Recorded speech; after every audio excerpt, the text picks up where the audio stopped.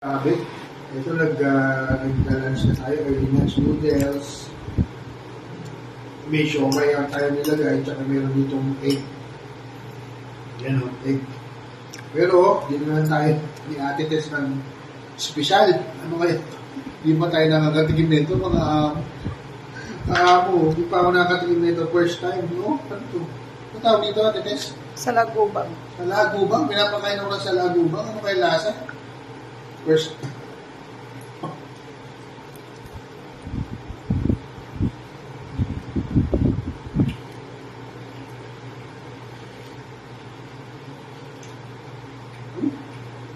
Parang chichilya. Sarap pa.